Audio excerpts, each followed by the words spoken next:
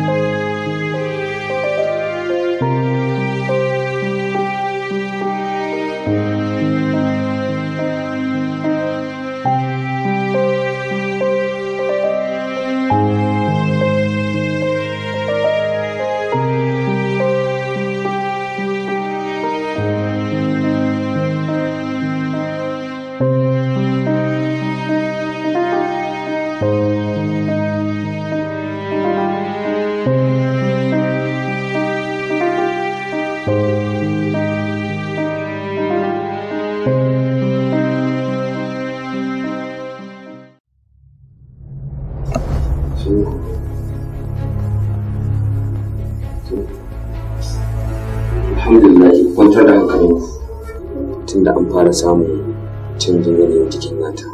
Kan ku da kwantar da hankalin a sun go. Mun gode da ta.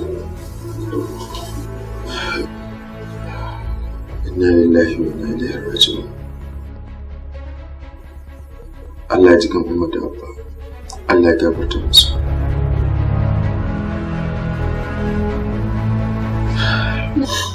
Ta shiga uku. Amma na rasa uwa da uba. Ta rasa mahaifiyata. Sannan na rasa mahaifina. Na shiga uku ban da sauran wani gata a duniya. Ke kike da gata. Tunda kina da Allah da manzonsa. Sallallahu alaihi wasallam. Gaskiya Ahmad ya faɗa miki. Dan girman Allah ki daina kuka ne. A halin da ake ciki yanzu babu abin da Umma da Abba suke bukata a gare ki illa addu'a. Dan Allah ki haƙuri. Ni dai fatan mu Allah ubangiji ya baki lafiya.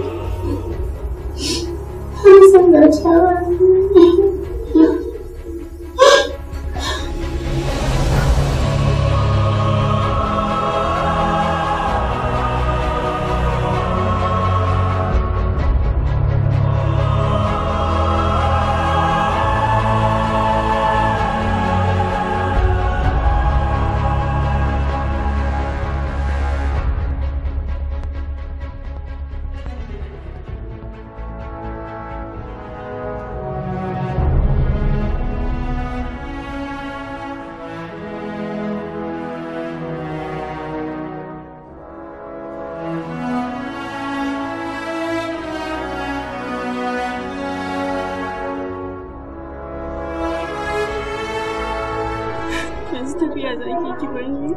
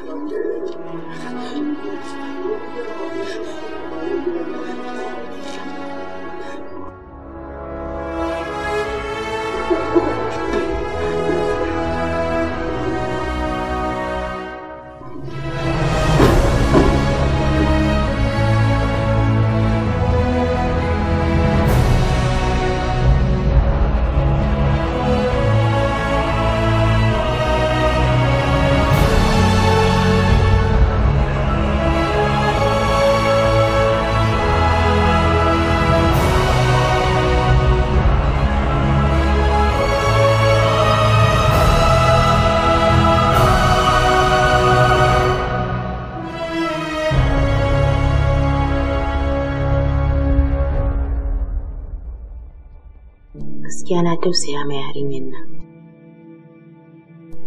Don rashin uwa da uba lokaci ɗaya ba ƙaramin tashin hankali ba ne. Abin tausayi ce sosai don nima na tausaya mata matuƙa. Sai a yi ƙoƙari a yi maganan auren ku ba don komai ba, don ta ci sanyi a zuciyarta. Ni ma haka na gani gaskiya mu. So,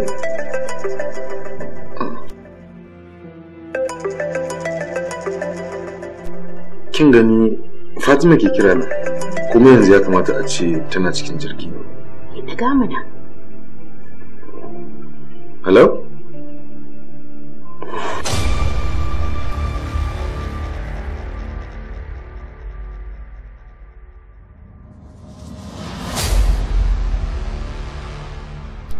Lafiya?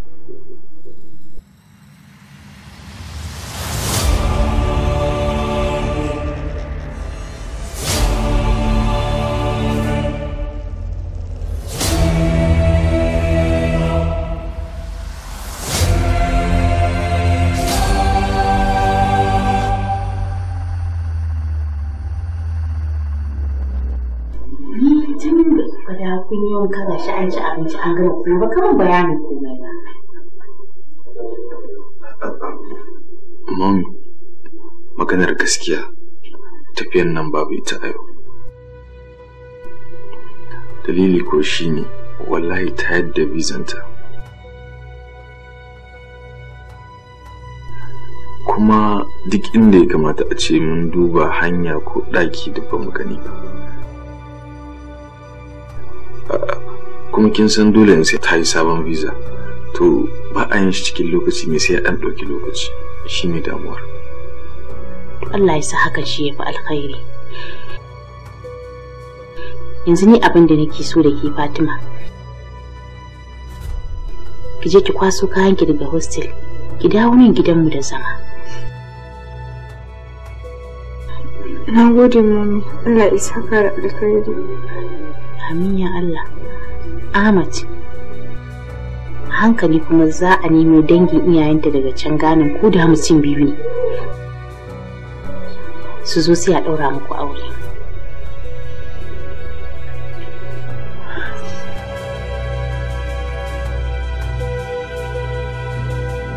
Ka duba ka gani gaba ɗaya abu kamar wasa, yau biki saura sati ɗaya. Ai haka Allah yake lamuransa. Kaga dai wasa sai kaga kamar wasa amma abu ya zama gaskiya. Ni na kusa fita daga cikin layin ku na gwagwaje. Ni dai Allah ya nuna mana nan rana mu ci mu sha mu gyagije. Ai ranan kai ne babba abokin ango, magaranci kuma ai bai taso ba. Ai cire packaging din abokin angon zan yi in gyagije sosai in ci food. To Allah ya shi.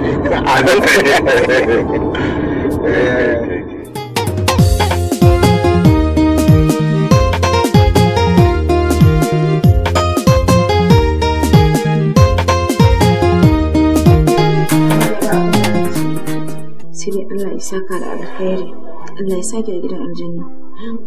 Saboda tun bayan rasuwan iyayena irin roƙon da kuma ku da da amana, Allah ya saka da alkhairi.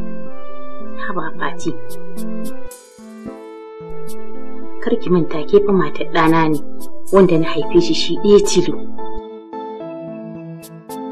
Ai komai na miki ban faɗi ba, kai ki ƙara irin wannan magana.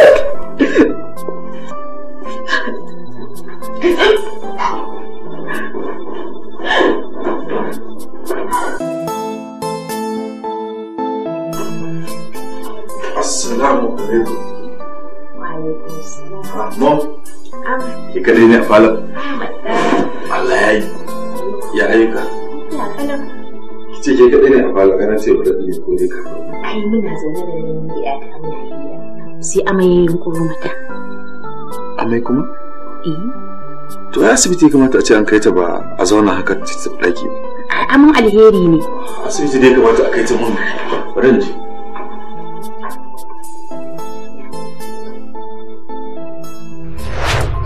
Ikon Ubangiji sai Allah ya ba Fatima haihuwa ta kuma samu ɗa namiji. Sai na samu shi sunan mahaifina wato Abubakar.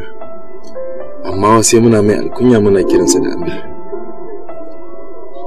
Allah ubangiji ya raye cikin addinin musulunci. Amin. Amin. Ina bayan ku ina jin ku. Da ni aka fara, da ni za a karasa. Insha Allah. Mu je zuwa Ahmad dan uwa. Kai dai kana son labari. Kwarai kuwa. Bayan Amir ya ɗan yi wayo, sai Allah ya jarabci mahaifiyata da wani rashin lafiya mai tsanani na gaske. Haka kuma Allah ya sake jarabtan mu da kariyar arziki. A takaice sai da mu sai da gida, mota, duk wani abu da muka mallaka.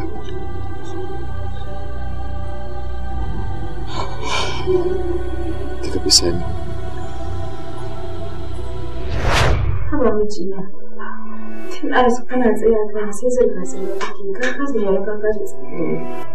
Me yake damun ka ne haka? Matata, idan har akwai abin da yake damuna, bai wuce rashin lafiyar mahaifiyata ba.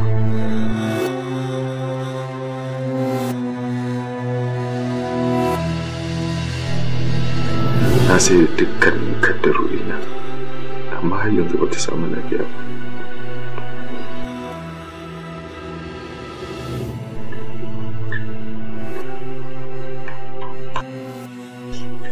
Hatta wannan gidan da muke ciki, shi ma na siyar da shi. Za mu tashi nan da kwana 5. Na sai mana wani ɗan ƙarami. Za mu koma can da sama.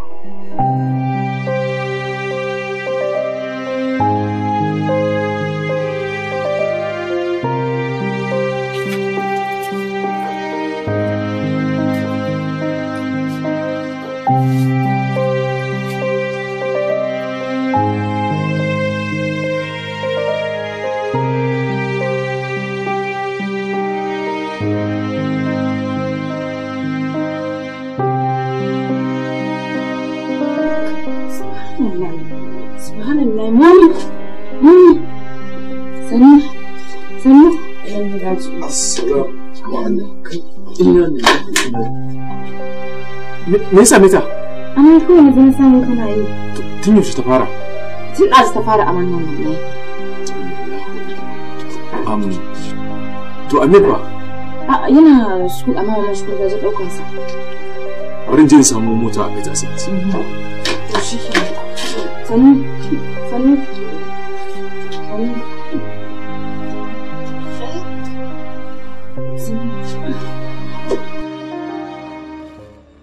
Gaskiya Dr. Maza ta tana shan wahalar kwarai. Har yanzu na kasa baka faɗa min me yake damun ta ba kuma menene mafita.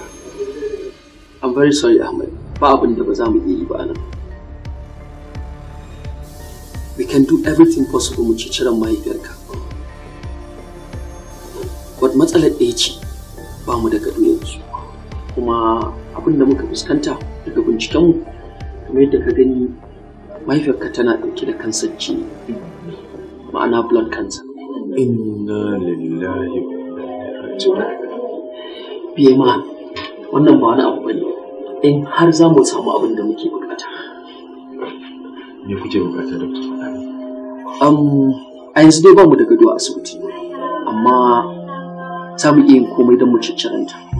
Abin da kawai muke bukata kuɗi ne naira 500,000. Naira 500,000.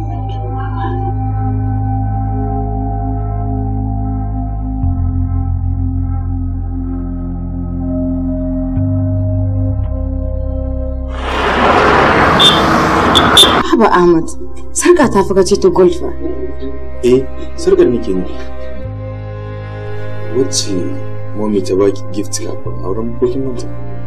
Amma fa Ahmad. Haba Fatima, lafiyar mommy ya kula sarkar. Sannan mommy mahaifiyar ki ce yadda take mahaifiyarta. Shike an ba damuwa. Zan ba da Allah ya ta lafiya. Ko ke ba?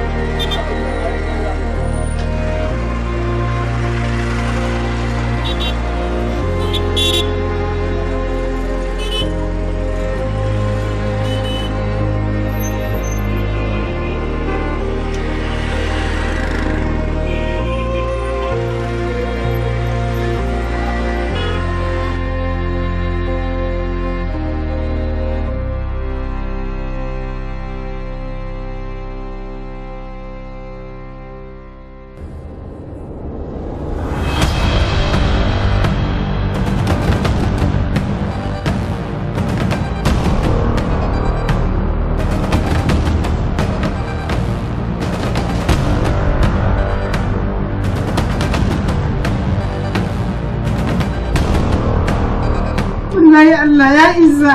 Na rantsa da girman Allah ba zan taɓa yafe musu ba Allah ya isa sun cuce ni.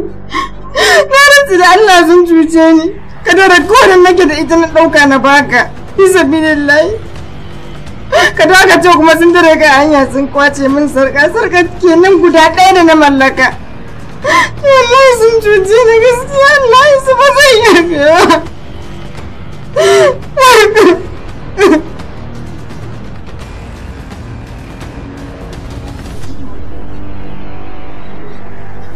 faɗa tunda ya tsira da lafiyarsa ba a komai.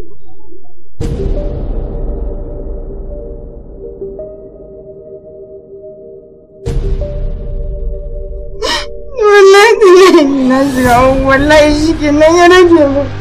Wallahi an gama da ni na gan su da girman Allah.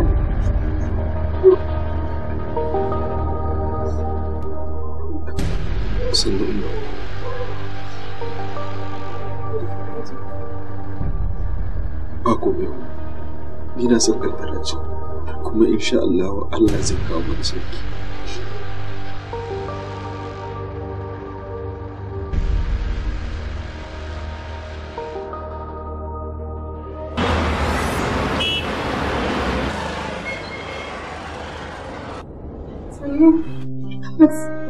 Kai wani abu mana akai. Ka duba baka ga abin da bai Allah take da Allah Ahmad ka tausaya mu. Ahmad. Inna lillahi wa inna ilaihi sannu. Na. Ai hakuri.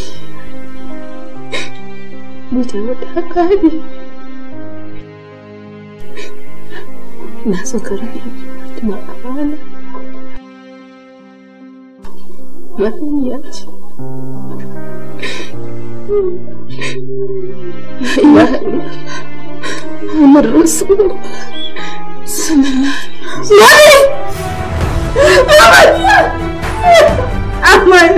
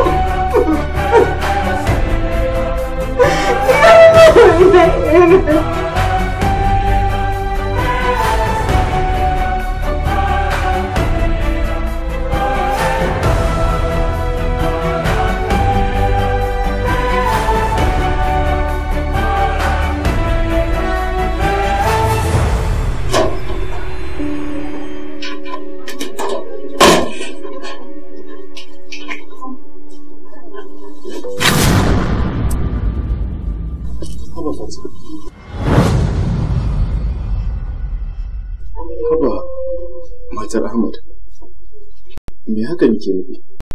Hakan yana nufin cewa ka sake ni Ahmad. Ka sake ni! Ya gaji da irin wannan rayuwar talauci da nake ciki a rayuwata ban saba ba. Na gaji don Allah don Annabi Ahmad, ka sake ni. Ni ko mace kamar da zan sake ki. Ahmad, ni fa ba don komai na aure ka a rayuwata ba. Na aure ka ne saboda kuɗinka da ƙarfin arzikinka. Yanzu kuma ba ka da komai sun ƙare, saboda haka idan kai ɗan halak ne ka sake ni. Kada ki guje ni a lokacin da nake buƙatar rayuwa da ke. Kada ki guje ni a lokacin da ɗanki yake buƙatar jin daɗin rayuwa da ke Fatima. Yau kwana 7 da rasuwar mahaifiyata. Don Allah, kada ki guje ni a lokacin da rashi ko kuma karar arziki ya same ni. Don Allah mata Ahmad. Wai tukunna da kake maganin Amir. Amir ka kamanta kai mahaifin shi ne kamar yadda nake mahaifiyar shi. Kuma Amir zai iya rayuwa kamar yadda zai iya rayuwa da ni. Saboda haka ba lallai bane ka kama maganin Amir a cikin rayuwata. Saboda haka ba zan iya zama da kai ba. Don Allah ka sake ni, ka saka min mara Ahmad. Ban sake ki. sannan idan ta fita har izini. Oh, baka saki ni ba, kuma ba za ka saki ni ba. To a yau na saki kaina ga kaina, kuma ba na matsayin matanka, saboda haka ka fita rayuwata. Na riga na gaya maka. Ai dan ba dan ku bane aure ka ba, saboda kudin ka ne, saboda haka ni ka fita a rayuwata ba na bukatar. Wannan irin bakin talauci ne. Mutum ya saba da rayuwar jin daɗi a rayuwarsa? Ba zan iya ba. Amir? Allah ya bani. Kan arziki ta guje ni, matata ta guje ni.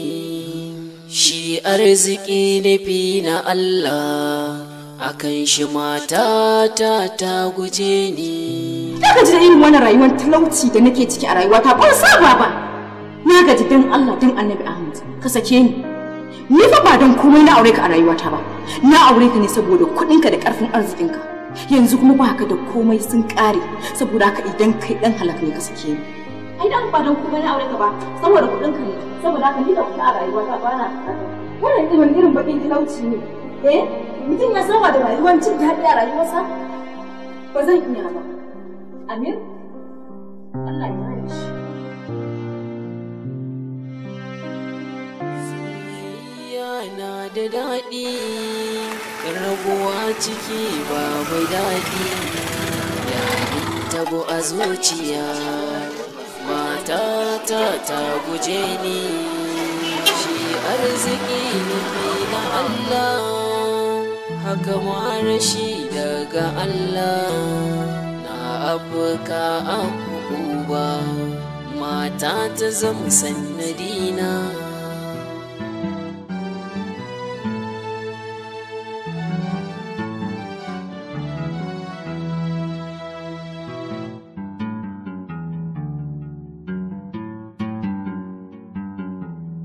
Sai mu ringa shuka alkhairi, domin kwashi za ya ɗore.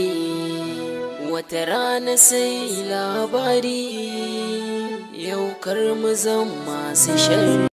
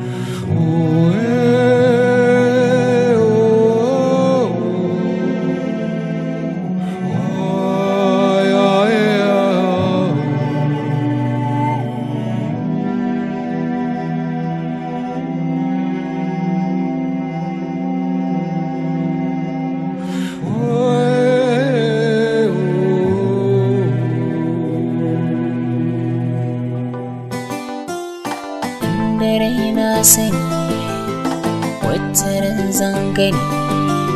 Allah kai kake da ni, kai za ka fidda ni. Matata ta rabu da ni da ɗana mana gani. Ashe abin duniya zai sake guje ni matata.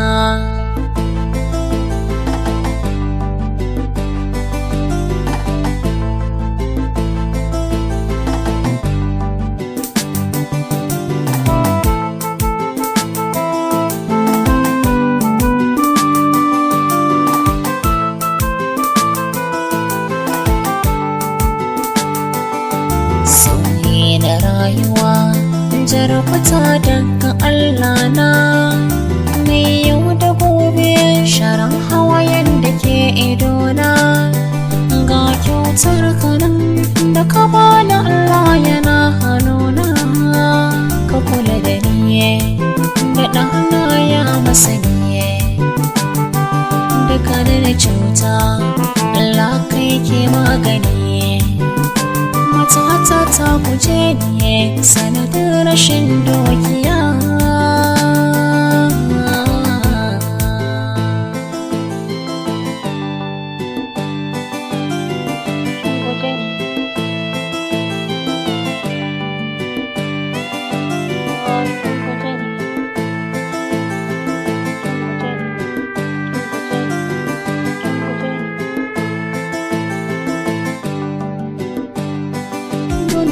Makaranta yau na san na shige ta. Na gode Allah da ya sanar da ni tun ina cikinta. Wahalhalu da dama tsare na shirin na dama. Ka raba hani da ɗan kunama bai da hali ko alama. Kin guje ni matata hankali ne ko wuta.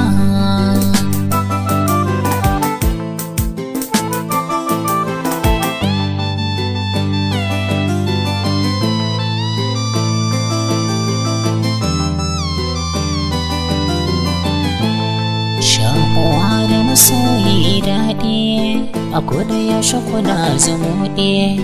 Kun gan ku a tare kuna hataɗi.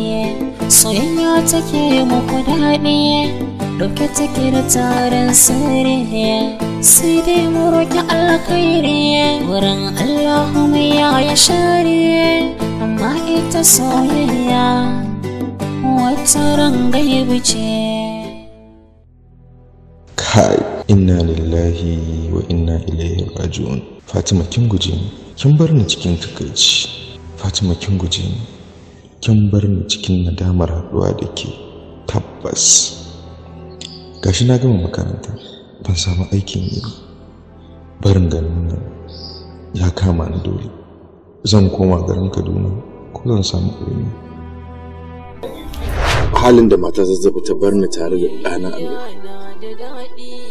Na bar garin Jos na koma Kaduna domin in fara sabon rayuwa.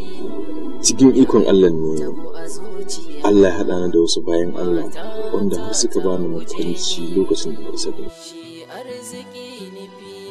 A yanzu ma maganin da nake Amir yana hannun su. Ikon Allah. Abokina Ahmad, a faɗa menene sanadiyan shigowanka cikin nan? Me kai?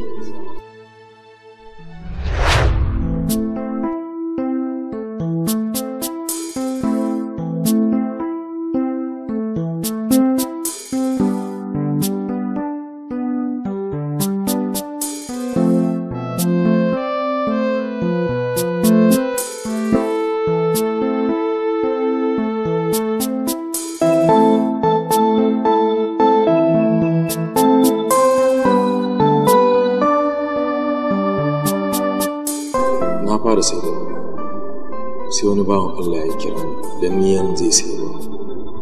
Da na shiga kai mishi ruwa sai wani abu ya faru da ni wanda a rayuwata ban taɓa tunanin wani abu makamancin haka ma zai iya faruwa.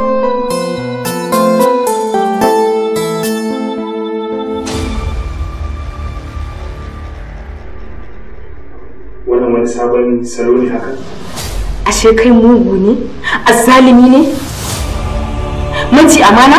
Sannan kai baka da kirki? Ke? Za ki masa na wuce ne koya? To sai ka gaya min wallahi tallahi me haɗin ka da Hajara? Me tsakanin ka da Hajara?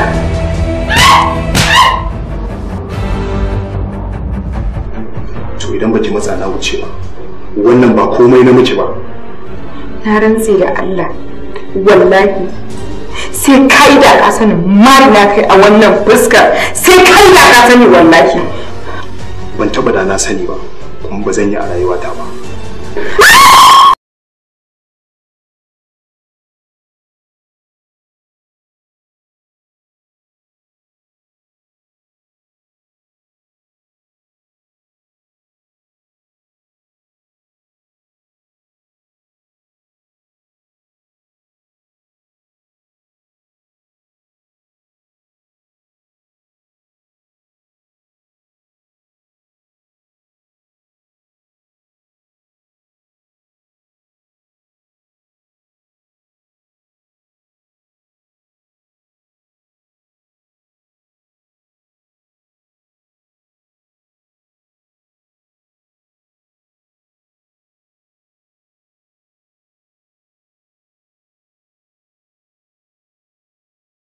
Bayan na raba su faɗa da matar da ke gidansa, sai shi alhajin ya ji daɗin abin da na mishi. Sakamakon haka ya bani aiki a gidan, ya kuma nuna min boys quarters inda zan dinga kwana. Kwatsam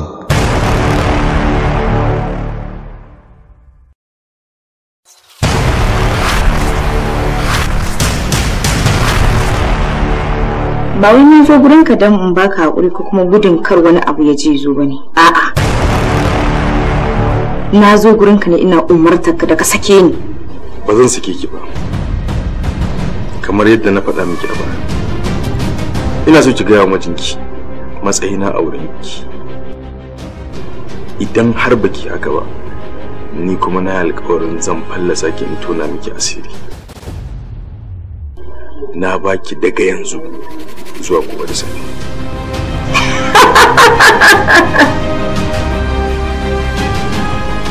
Amadu kake kowa? Na rantsi da Allah baka isa ka rusa min lissafi na dan kankanin lokaci ba. Idan kuma kaga zaka iya, mu zuba mu gani. Banzawawa sha mara aiki wanda bai san me yake yi ba.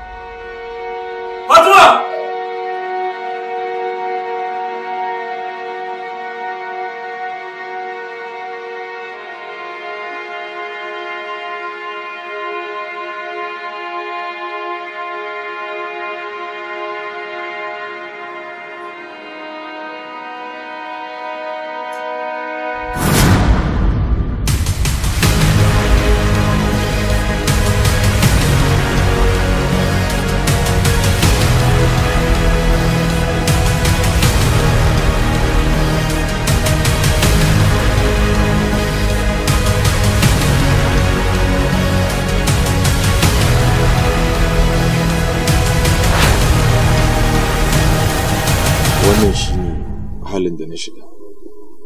Wallahi ba ni na kashe Shamsu ba, mata ta kashe shi, ta kuma yi min tarko.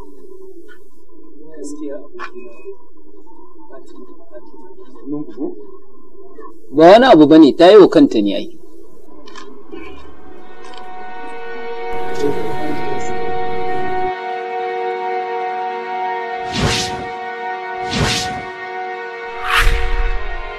Tun jiya nake bibiyar ku don na gane labarin ku.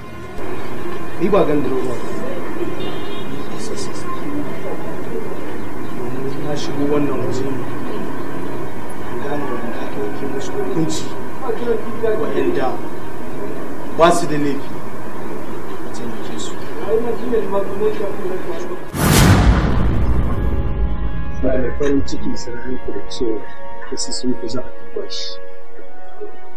Kuma yana so ku ba wa abokanin ku shawara satan da suke na kaza da buhun shinkafin mutane ina da ba ku shawarar da ba su shawara ta na farko da shi.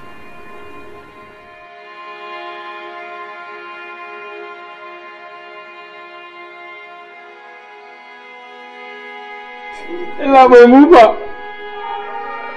yanzu labari ya kare kenan.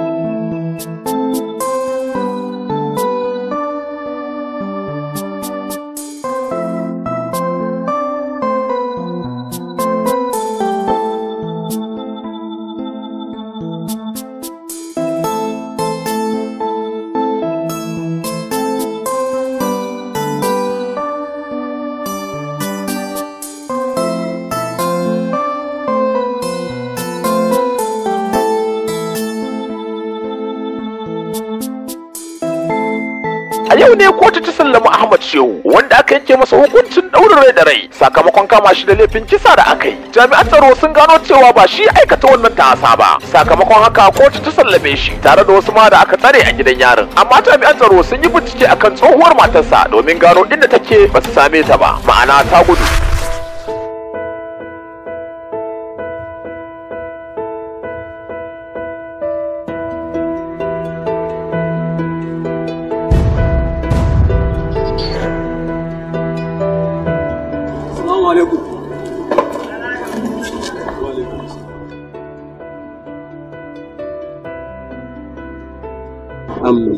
Na ga alaman baka gane ni ba. Gaskiya ban gane ka. Alamu ya nuna haka. A baya dai sunana Zuma. Amma yanzu ina amsa asalin sunana da mahaifina yanka min rago Musa. Kwanan baya dan ba za ka manta ba. Akwai wasu da suka zo suka ma fashi. Ba wa'ansu bane mu ne. Kuma sakamakon matanka Fatima ita ne ta ba mu contract ɗin yin aikin. Daga baya kuma aka zo aka samu matsala cikin kuɗin mu ma ya gagare ya fito. Ka yi haƙuri don Allah ka yafe mu. Ba damuwa. Don Allah. Ba damuwa. Tashi. Ka yi haƙuri don Allah ka yafe mu. Ka kwantar da hankalinka. Wallahi har ga Allah na yafe ka. Ka ji? Na gode.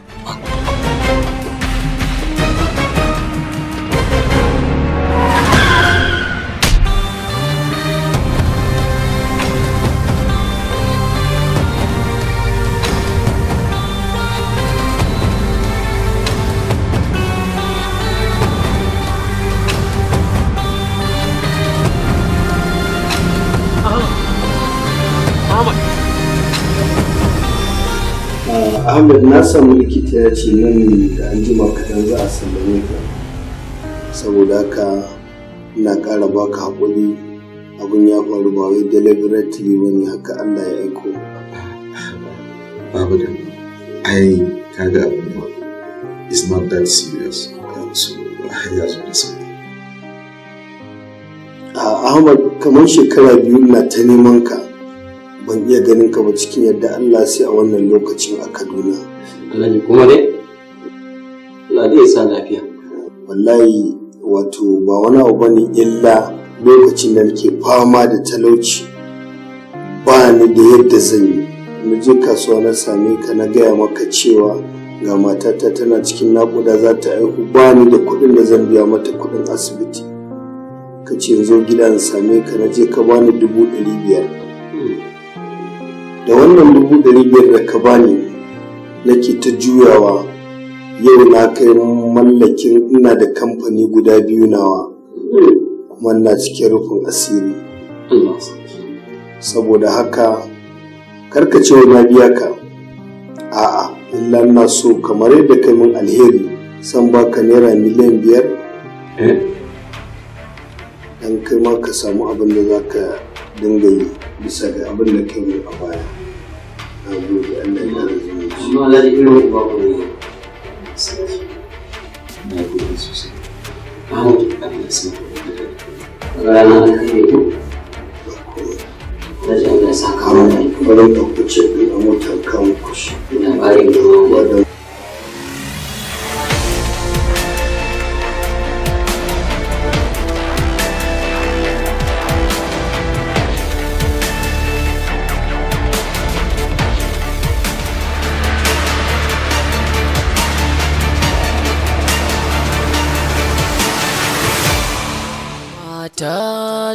ta guje ni, mata ta guje ni, mata ta guje ni, kin guje ni, kin guje ni, kin guje ni, ya sanye da raina. Mata ta guje ni, shi arziki nufi na Allah, haka ma rashi daga Allah, na abuka a uba. Mata ta sanadi shi arziki nufi na Allah, akan shi mata ta guje ni.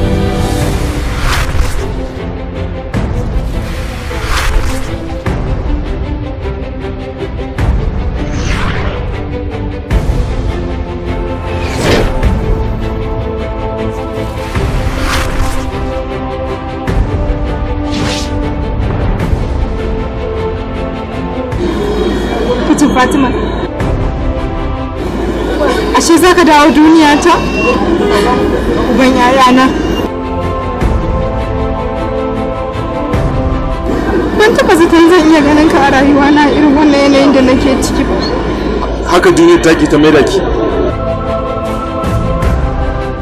Dangon Zainab wace ce wannan? Wannan ita ce mama Amir da nake gaya.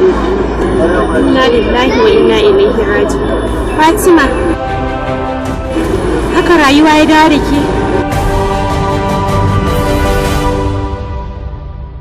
Da na sanya ake kuka, da na sanya ake kuka, da na sanya ake kuka, rabuwata da kai nake kuka.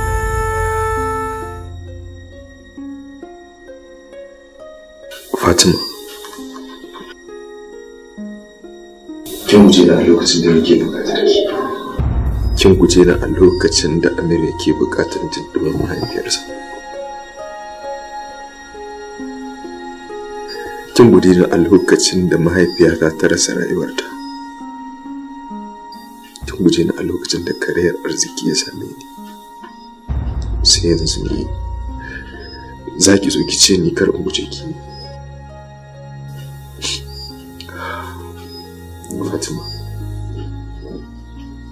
na saki ki saki uku.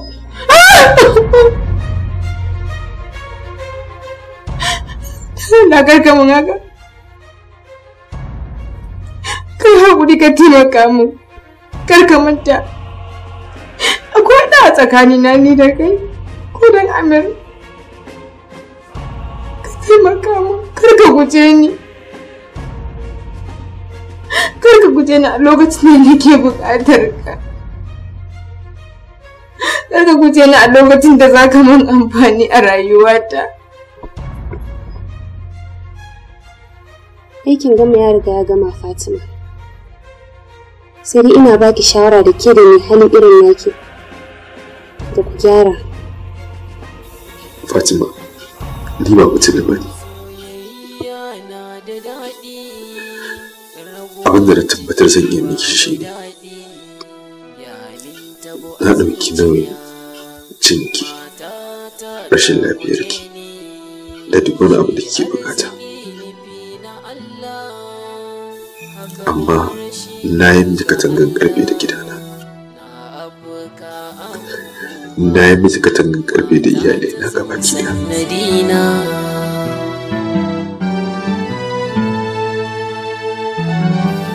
Ina mai baki shawara ki tattare ina ki cikin minti 10.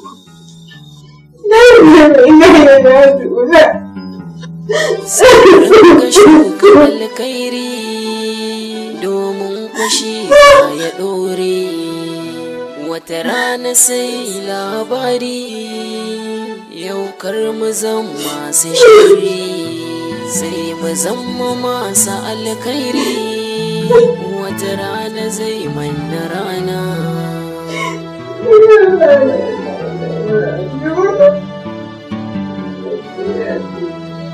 Daga dai abin da ka shuka wata rana shi za ka girba, in ka yi mai kyau ka duba wata rana kai ne da riba. Da na sanya ake kuka, da na sanya ake kuka, da na sanya ake kuka, rabuwata da kai nake kuka.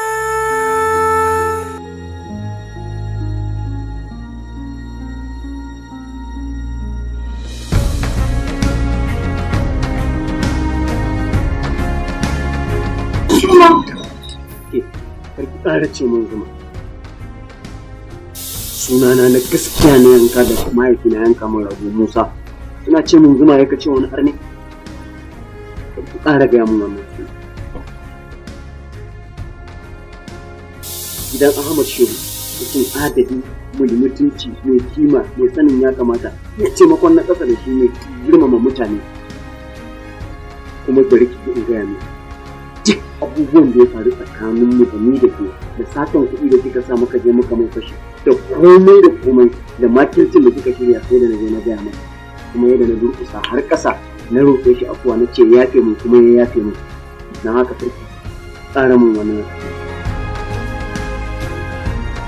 to ki gaggawar zuwa ki roki ubangiji ki istighfari domin idan kika tafi a haka za ki tashi a zero. Shawarar da baki shine ki roƙi gafara a wajen ubangijinki, wannan shine kaɗai abin da zai faɗa miki.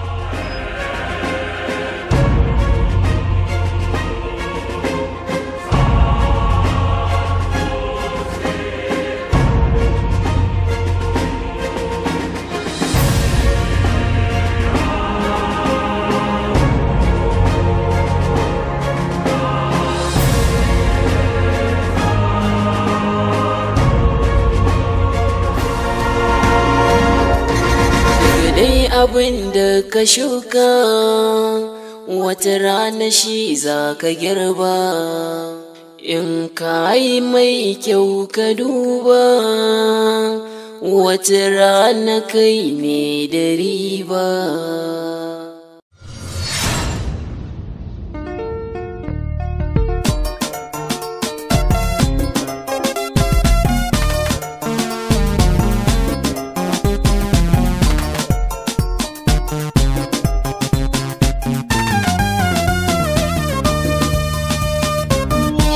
Makarantar soyayya, labarin soyayya, yankin shirya, yan mata zan baki. Yan makarantar soyayya ga labarin soyayya, in ka shirya masoyi bude kunnanka.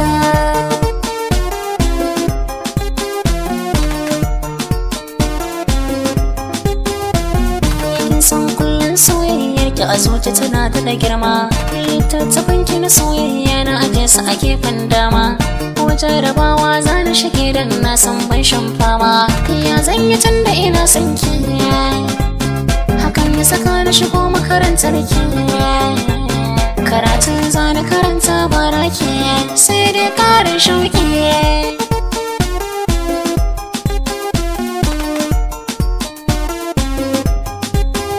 Masoyina mai kyan halayya, mai tarbiyya gida na manya,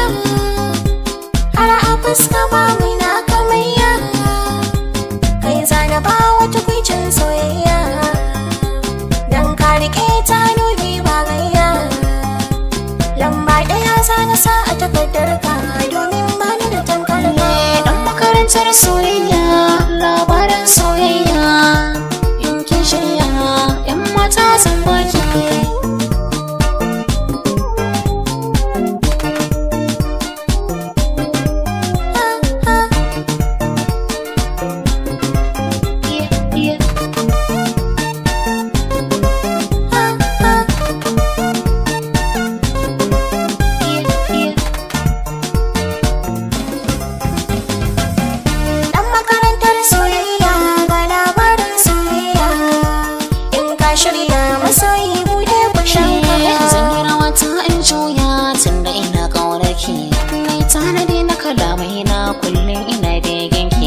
Matar da za ta yi wa 'ya'ya na tarbiya sannan ke mai kyan ado ga alkunya da ke zan zaga birnin soyayya daga nan wuce hawa neman saudiya ziyarar shafake.